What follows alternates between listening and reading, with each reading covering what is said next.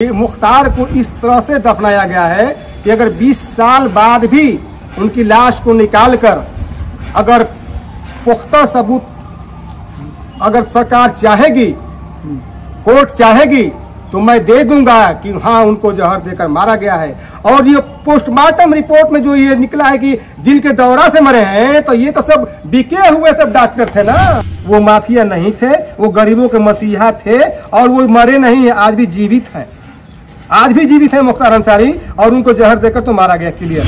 Mafia don होता तो क्या उसे मिट्टी देने के लिए सभी माफिया ही आए थे क्या?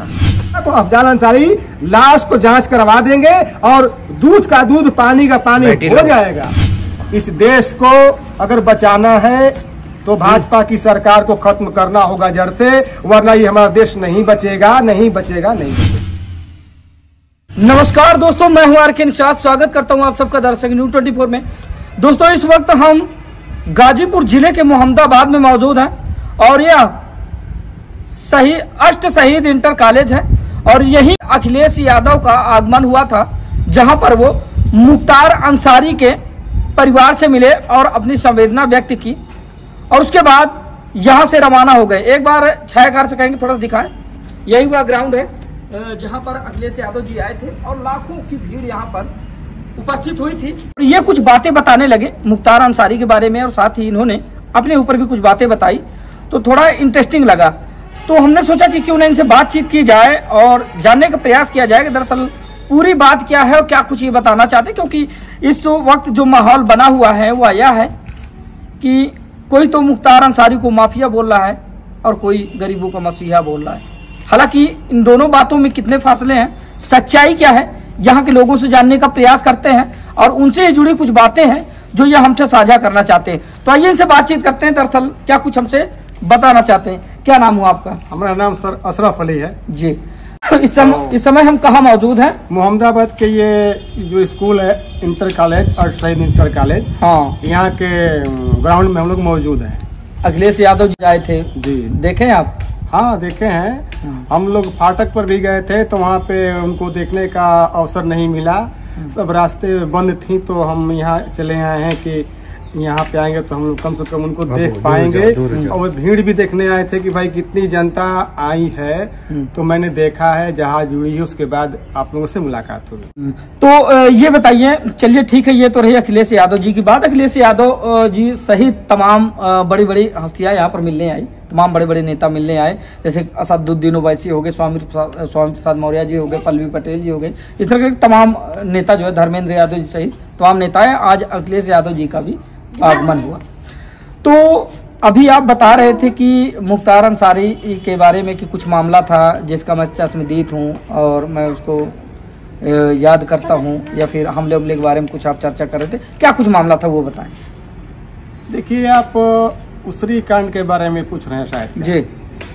तो उसरी कांड में उनको पूरा मारने की जो है कि इंतजाम कर दिए गए थे कि आज इनको छोड़ा नहीं जाएगा। जितनी भी व्यवस्थाएं थी, हर व्यवस्थाओं से इनके जो है दुश्मन जो है, विरोधी जो है तैयार होकर आए थे कि आज इनको किसी भी तरह से मार दिया जाएगा, छोड़ा नहीं जाएगा। लेकिन भगवान की महिमा थी कि भगवान मारने वाले से बढ़ के है बचाने वाला, भगवान ने उन्हें बचा लिया। और जो है कि उसरी चट्टी पर जब इनका काफिला जो जा रहा था, मऊ के विधायक थे ये, तो उसरी चट्टी पे इनके जब काफिला गया, गाड़ियाँ गई, तो गाड़ियाँ हाथ पे हाथ देने लगी आगे बढ़ने के लिए। तो अब वो सब गाड़ियाँ जो बीच पहले से खड़ी थी, हट नहीं रही थी और हटने के बजाय ताबड़तोड़ गोलियाँ चलने लगी, जिसमें मुख्तार अंसारी का जो गनर है वो जरा शहीद हो गया। और ये दूसरी गाड़ी बदल लिए थे, पीछे थे और पीछे से अपना गाड़ी बदल लिए, तो उसमें उतर के ये अपना जो है कि उतर गए और एम ले लिए और अपना एम ले का जो ये भी अपना प्रहार शुरू कर दिए। बार बार ये बच गए और जो जितने थे इनको मारने वाले लोग आए थे, सभी लोग भागने लगे कि मुख्तार अभी जिंदा है, हड़कंप मच गई उन लोगों में। और मुख्तार ने पूरा बहुत दूर तक उन लोगों को खदेड़ा और खदेड़ते खदेड़ते सब लोग भाग गए। वहाँ पे जो ट्रक थी वो तो ट्रक छोड़ के लोग भाग गए और मुख्तार बच गए। वो तो भगवान ने उनको बचा लिया। भगवान जिसको जन्म देता है तो भगवान जन्म का मालिक वही होता है। और जो है कि ये सब कहने की बात है कि अच्छा, ये बताइए, जो इस समय बात चल रही है कि मुख्तार अंसारी माफिया या मसीहा, आपके हिसाब से क्या लगता है? देखिए, माफिया और मसीहा में तो बहुत अंतर है, जमीन आसमान का अंतर है। वो कुछ सामंती विचार के कुछ लोग जो थे, उन्हीं से ये पंगा लड़ाई लेते थे। और वही सामंती विचार के जो लोग हैं, ये देखिए कि अरे यार ये तो बड़ा पंगा हमने से लेत बा, गरीब का सेवा करता, हर जगह जन है कि मुख्तार अंसारी की जो है कि इज्जत होती है और हम लोगों से ये लड़ता है और हावी हो जाता है, हम लोगों को हरा देता है चुनाव में। तो वो लोग सोचे कि क्या किया जाए कि इसकी छवि बिगड़ जाए। तो उन्होंने वहीं से माफिया डान लगा दिया कि माफिया डान लगा देंगे तो ये वीडियो बनेगा, वायरल होगा, तो तमाम लोग जानेंगे कि ये माफिया माफिया। तो माफिया कह देंगे तो इनको दुनिया नीची निगाह से देखेगी। लेकिन माफिया वही इनको बनाए हैं जो इनके दुश्मन हैं, सामंतवादी विचार के, कि मैं ही केवल रहूं, मेरा ही हर जगह मानने हो, मेरे ही चलती रहे, मुख्तरवा की चलती न रहे। वो लोग कहते हैं मैं पेंटर हूँ, जाके गांव में देखा हूँ, हमें बोर्ड रंग रहा था तो उधर लोग बात कर रहे थे, मुख्तरवा के मारे खातिर कुछ चाहिए, हमने के दूसरा प्लान करें। बताइए, एक सम्मान के साथ नाम देना चाहिए, लेकिन मुख्तरवा सब कह रहे थे इतने सामंतवादी विचार के हैं, बेचारा गरीबों का मसीहा है। तो वही माफिया बनाए हैं। और आम जनता जो है माफिया नहीं मानती है, इज्जत से नाम लेती है माननीय मुख्तार अंसारी, गरीबों का मसीहा। और जितने लोग उनके न चाहने वाले हैं, जो सामंतवादी विचार के हैं, वही उनको हरे तरह करके बोलते हैं गुंडा है तो अपराधी है, तो माफिया है, तो ये है वो है, तमाम तरह की उन लोगों को बोलने की शैली नहीं है। अब देखिए कि अगर कोई खराब आदमी मर जाता है तो आदमी कहते हैं अरे चलो भाई मर गया, उसकी मिट्टी उट्टी में नहीं जाएंगे, खराब आदमी का। लेकिन वो खराब आदमी अगर होता बेचारा, माफिया डान होता, तो क्या उसे मिट्टी देने के लिए सभी माफिया ही आए थे क्या? इसके मतलब कि सभी माफिया आए थे? माफिया मरा है तो माफिया आए थे देने मिट्टी? क्या कहां तक सहमत हैं? वो सब माफिया आए थे।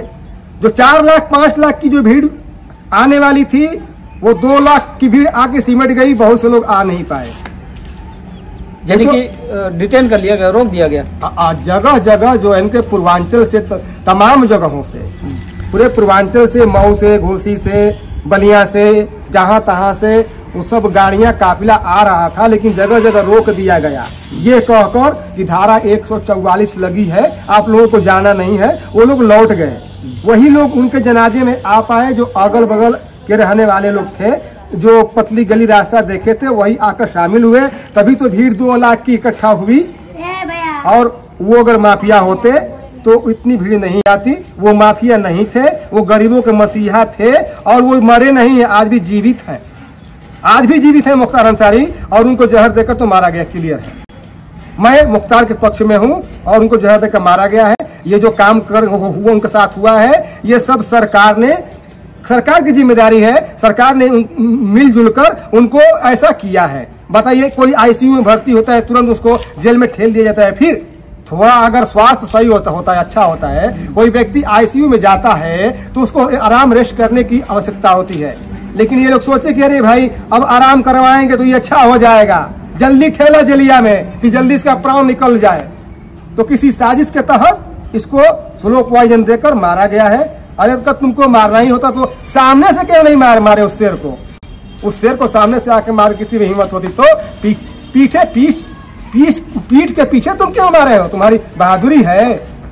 और आप समझ लीजिए मीडिया के भाई, इस देश को अगर बचाना है तो भाजपा की सरकार को खत्म करना होगा जड़ से, वरना ये हमारा देश नहीं बचेगा, नहीं बचेगा, नहीं बचेगा। आखिर भाजपा से इतनी नाराजगी क्यों? भाजपा क्या लगता है कि इन सारे मतलब मामले के पीछे क्या विशेषकर भारतीय जनता पार्टी का हाथ है? देखिए, क्योंकि देखिए जेल में कोई भी कैदी हो तो प्रशासन को जो है उसकी रक्षा करना पूरा दायित्व बनता है, और प्रशासन कभी कोई कसर नहीं छोड़ता कि किसी भी कैदी की किसी अकारण परिस्थितियों में जो है मौत हो जाए, है ना।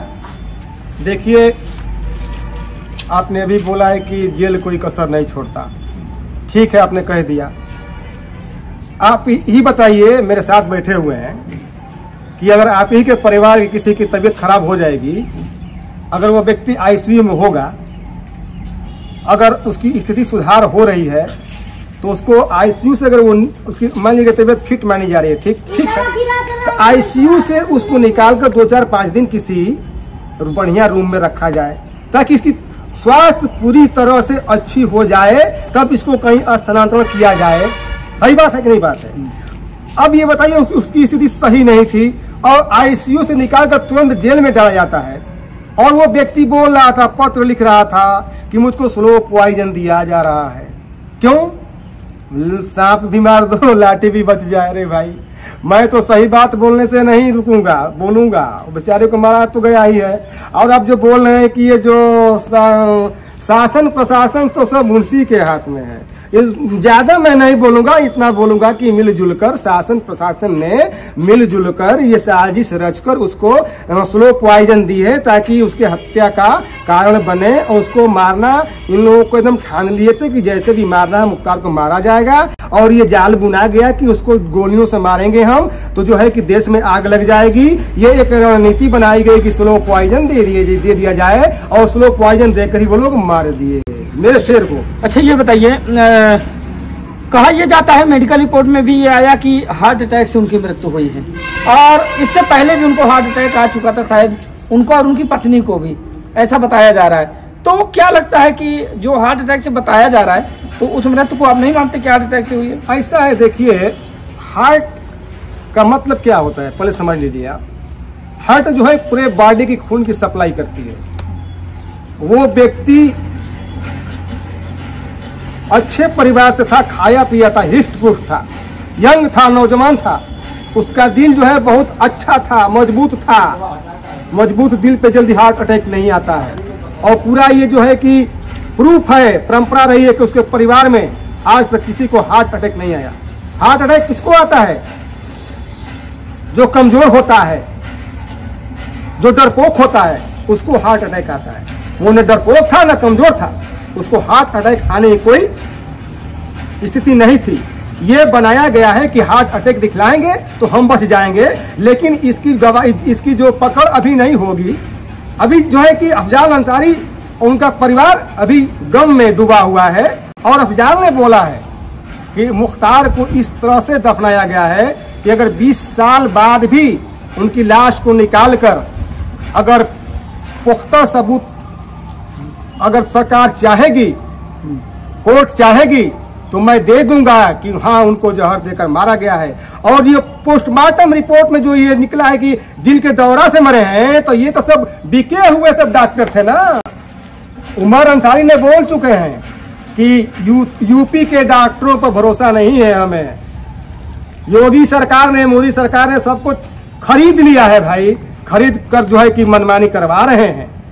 तो देखिए, समय बदलता रहता है। आज बरसात है, कल गर्मी होगा, परसों सर्दी होगा, कहीं बारिश होगी, कहीं ओले पड़ेंगे। इनकी सत्ता क्या इनके हाथ में रहेगी क्या? अरे रावण का तो घमंड नहीं था, ये जोगी मोदी में क्या अभी रखा हुआ है? अभी तो भगवान ऊपर वाला सब देख रहा है। इस दुनिया का मालिक तो भगवान है। बस समय आएगा तो अफजाल अंसारी लाश को जांच करवा देंगे और दूध का दूध, पानी का पानी हो जाएगा। देखिए, हम लोग जो मुस्लिम कौम के लोग हैं, हम लोग आग जो जल रही है उसको हम लोग बुझाने का काम करते हैं। हम लोग भड़काने का, उसको आगे बढ़ाने का काम नहीं करते हैं, और यही काम हम लोग आगे भी करेंगे। जो भी लड़ाई लेनी होगी वो कानून से लिया जाएगा।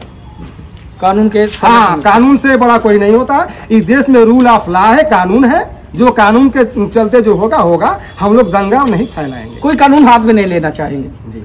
चलिए ठीक है दोस्तों, बता दें कि आज हम उत्तर प्रदेश के गाजीपुर जिले के मोहम्मदाबाद में मौजूद थे। ये हमारे साथ एक शख्स थे जो अपनी विचारों को हमारे और आपके समक्ष रखा मुख्तार अंसारी मामले को लेकर। फिलहाल आप लोगों की राय क्या है कमेंट करके जरूर बताइएगा। तो मिलते हैं किसी दूसरी खबर में, तब तक के लिए नमस्कार।